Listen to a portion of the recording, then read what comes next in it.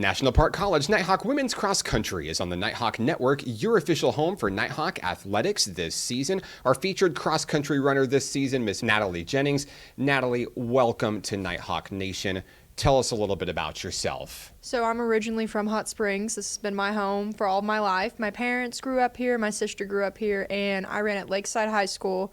Throughout all high school, I was a track and cross country athlete. I also played volleyball and was on the swim team. And I just transferred from Arkansas Tech, where I was running as well.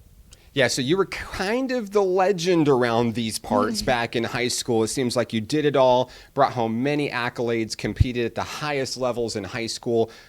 Why National Park College? What was it that brought you back home as a sophomore this season to continue your cross-country career? It just wasn't quite a fit for me at Arkansas Tech. Like, Hot Springs always had a big place in my heart. I grew up here, and the running atmosphere, it's really hard to beat down here. We have some of the best running trails in the state, and I already knew Megan Mears on the team, so it was nice having like a close friend back home. And one of the girls from Arkansas Tech also transferred with me, Brooke Watt, that's on the team. So I had a little bit of the old and a little bit of the new coming back. And we can tell the chemistry is absolutely there, whether you knew them or it's because we've got so many local women on the team. But this team is going places this season. So before we talk about the team, let's talk about what you've done individually for this program so far. So 2 meets under your belt, 9th place at Rich Mountain, 6th place at Carl Albert. You're improving each time you go out there and run.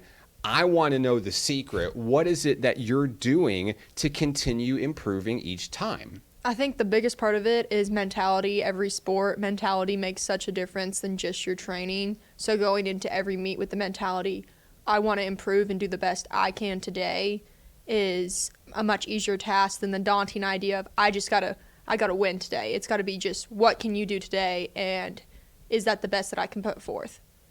And of course, on the team level, your team is reeling off of one of the biggest accomplishments this program has ever had, a big first place overall team victory at Carl Albert. How did you guys get it done on the road? It was definitely a tough course, but all the girls, we went in knowing like it's going to be a hard course and that we all just need to get out there, work hard, and finish. This week, you're on the road yet again. You're traveling up to Searcy for the Harding Invitational. What may be different this week, or what may be the same? How do you repeat on the success from the last meet? We're definitely going to be running against some D2 schools, so it's going to be a harder field of competition, but I think it's going to push the girls to definitely compete at a higher level than we have been. So I'm going into this meet hoping everybody's going to run some PRs, get some fast times down, making us look good for regionals. Season is still kind of young. Like we said, only 2 meets under the belt as we get ready for number 3. What kind of goals and expectations have you set, not only for yourself, but what goals are this team working toward as we move forward in the season? The ultimate goal is to win regionals and go to nationals. So right now for this meet, I know my personal goal is to go out, run at least in the low 20s, and hopefully set like a good time for the regional meet, looking good around, kind of scaring the other teams a little bit. Now, Natalie, you compete at a high level. We see the success so far, but those who know you best know that this journey has not been easy for you. Tell us a little bit more about that. I've had I have a genetic illness. It's called cystic fibrosis. So I was diagnosed at age 15, and about 90% of people are diagnosed by the age 2. So I grew up most of my life not knowing why things seemed harder for me than they were for other people.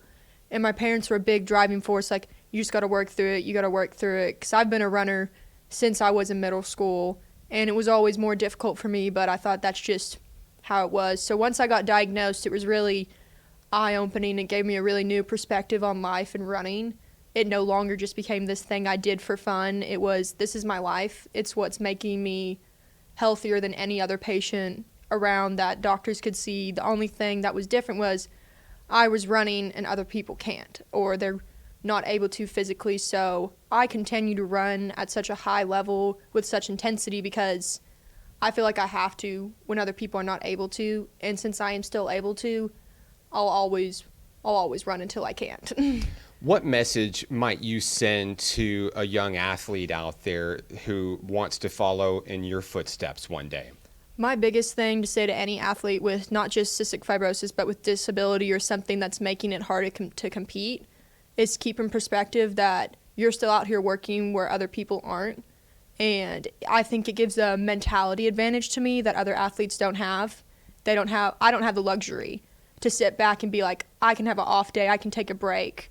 I can't. Like, I have to keep running. It's what helps me live longer. So somebody else might just be like, I don't want to run today. I'll still be in shape. I don't say that to myself. Like, I know I have to keep going. So it's really the fact, even if there's something holding you back, it doesn't mean you can't still succeed.